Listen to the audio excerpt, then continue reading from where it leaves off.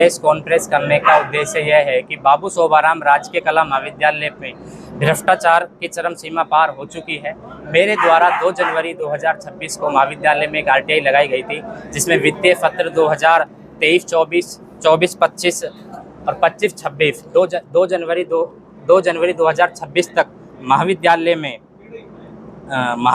में जारी समस्त वित्तीय एवं प्रशासनिक स्वीकृति, महाविद्यालय विकास समिति से हुए व्यय सहित उनकी समस्त प्रतावली मांगी थी। दूसरा, वित्तीय सत्र 2023-24, 24-25 की बाबू शोभाराम राजकीय कला महाविद्यालय विकास समिति की ऑडिट रिपोर्ट व आयकर विभाग को रिटर्न हेतु प्रस्तुत रिटर्न फॉर्म इस हेतु संचालित प्रतावली की प्रति मांगी थी, लेकिन प्राचार्य महोदय ने मुझे कोई जवाब नहीं दिया। उसके बाद मैंने प्रथम अपील आयुक्तालय में लगाई। आयुक्तालय के द्वारा मुझे एक नोटिस जारी किया गया था, जिसमें मुझे 18 फरवरी को आयुक्तालय में उपस्थित होना था और प्रिंसिपल साहब को भी उपस्थित होना था।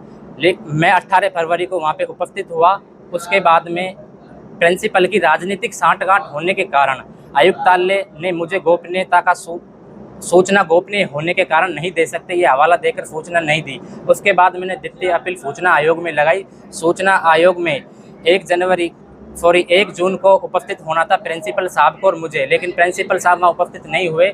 इससे साफ जाहिर होता है कि प्रिंसिपल साहब ने कॉलेज में बहुत बड़ा भ्रष्टाचार कर रखा है।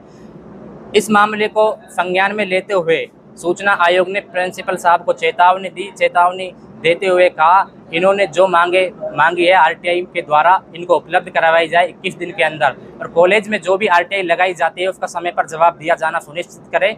और मेरे द्वारा जो भी लेटर यहाँ से निकाला जाता है तो आपको उपस्थित यहाँ होना चाहिए, लेकिन प्राचार्य महोदय वहाँ उपस्थित नहीं हुए। तो ये आप खुद समझ सकते हैं कि महाविद्यालय में कितना बड़ा भ्रष्टाचार है।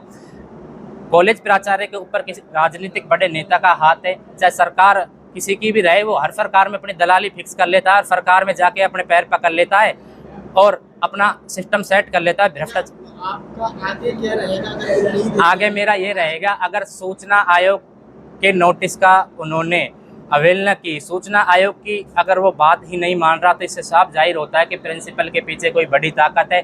लेकिन ये हमारी लड़ाई जारी रहेगी, चाहे इसके लिए हमें कोई भी आंदोलन करना पड़े, हम करेंगे। और सबसे बड़ी बात ये देना चाहता हूँ कि महाविद्यालय बाबू शोभाराम ही नहीं, मैंने 51 आरटीआई अलवर जिले के समस्त महाविद्यालय में लगाई है, जिसकी मेरे पास ये प्रतिकॉपी है। अभी उनके पास ये आरटीआई पहुँचेगी, सारा मैं लूँगा। बच्चों के द्वारा जो फीस भरी जाती है, जी सर, मैं हाई कोर्ट तक जाऊंगा अगर मुझे इस मामले में संतुष्टिपूर्वक जवाब नहीं मिला। और